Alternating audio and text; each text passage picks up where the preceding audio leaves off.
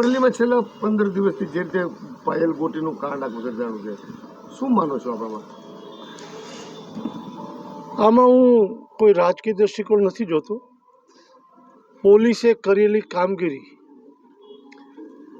Over કામગીરી, જેમણે કાયદાનું સત્તાનું પાલન કરવાનું હોય એ કાયદાનો દુરુપયોગ કરીને પાયલનું સરઘસ કાઢવું, પાયલના આક્ષેપ મુજબ એને મારવો અને ગુનાને અનુસંધાને સમગ્ર કેસમાં એવી કલમો લગાવવી કે જે લાંબા સમયની સજા થતી હોય. મને લાગે છે કે આ વધારે પડતું છે અને સરકારે એની ઉચ્ચ તપાસ સોંપી છે દિલીપ રાયને.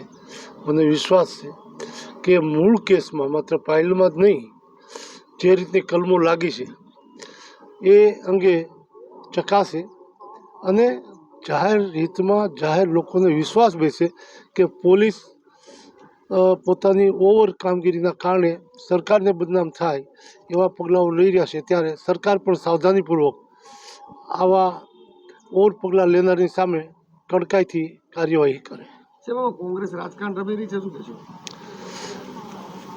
વિરોધ પક્ષો કોઈ આરતી ઉતારે નહીં, વિરોધ પક્ષો આક્ષેપો કરે, સત્તાધારી પક્ષે સત્ય હકીકત બહાર લાવવી જોઈએ.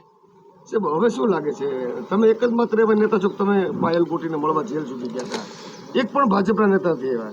નહીં, ભાજપ હું જાઉં એટલે કે આખા ભાજપ આવ્યું છું ને, હું ભાજપ વતી જ ગણી લેવાય.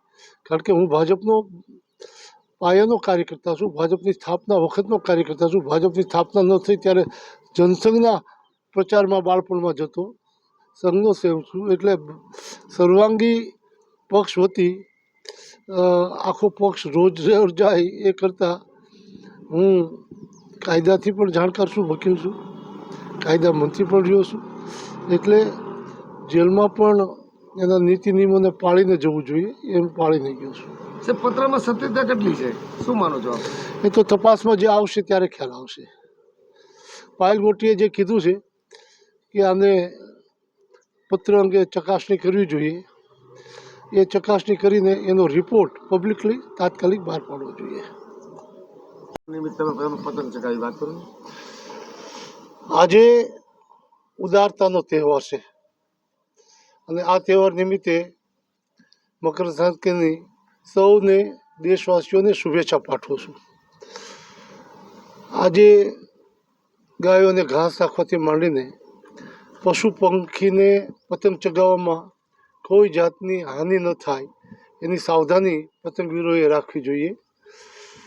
આજે ઉદારતા સાથે સૌને કલ્યાણકારી વિચારો સાથેની કામગીરી થાય એની પ્રાર્થના સૌએ કરવી જોઈએ અને એવો વ્યવહાર પણ કરવો જોઈએ.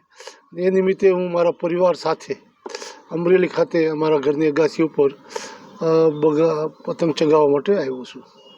અમરેલીમાં છેલ્લા 15 દિવસથી જે રીતે પાયલ ગોટીનું કાંડ આખું સર્જાણું છે, શું માનો છો આમાં? આમાં હું કોઈ રાજકીય દ્રષ્ટિકોણ નથી જોતો. પોલીસે કરેલી કામગીરી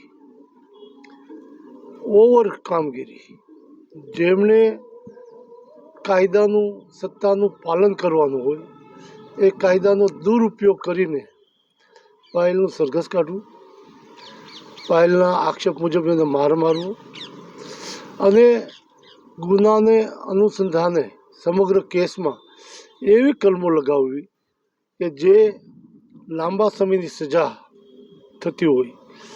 મને લાગે છે કે આ વધારે પડતું છે અને સરકારે એની ઉચ્ચ તપાસ સોંપી છે દિલીપ રાયને.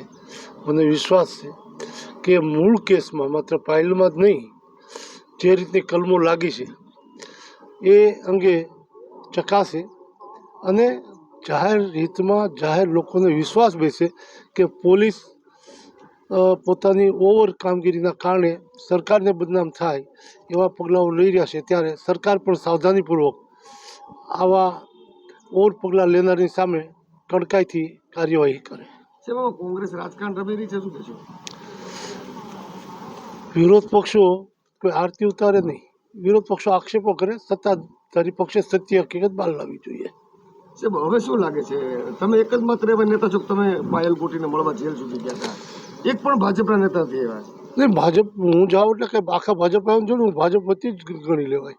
કારણ કે હું ભાજપનો પાયાનો કાર્યકર્તા છું, ભાજપની સ્થાપના વખતનો કાર્યકર્તા છું. ભાજપની સ્થાપના ન થઈ ત્યારે જનસંઘના પ્રચારમાં બાળપણમાં જતો, સંઘનો સેવક છું. એટલે સર્વાંગી પક્ષ વતી આખો પક્ષ રોજ જાય એ કરતાં હું કાયદાથી પણ જાણકાર છું, વકીલ છું, કાયદા મંત્રી પણ રહ્યો છું.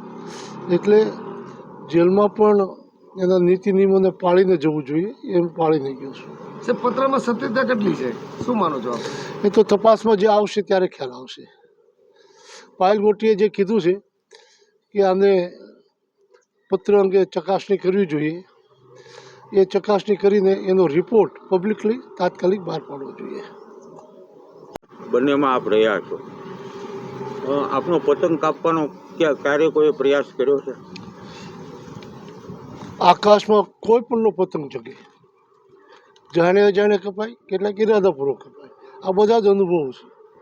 અને એવા અનુભવોમાં શરૂઆતમાં તો નીચે પતંગ હોય કે હજી કોઈ એવો પ્રયાસ ન થાય, ત્યારે ઊંચે ચગે ત્યારે એવા પ્રયાસો થતા હોય છે. સદભાગ્યે જ્યારે વધારે ઊંચે ચગે ત્યારે ક્યારેક આપવાનું છે. નરેન્દ્રભાઈના માર્ગદર્શનમાં, એની મદદથી પતંગ સ્થિર રહ્યો છે. ક્યારેક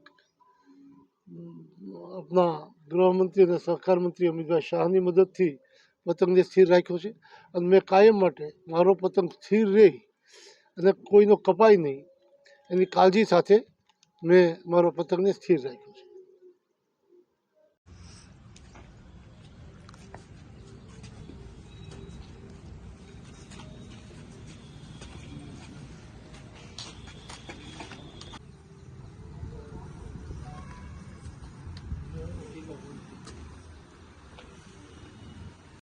આ બાજુ અહીંથી બેહો કે ઉભા રહે?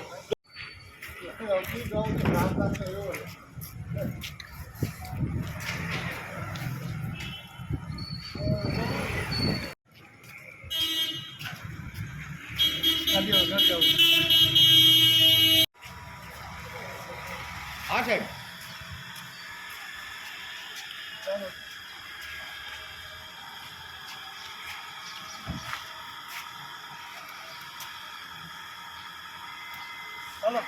હા સાહેબ.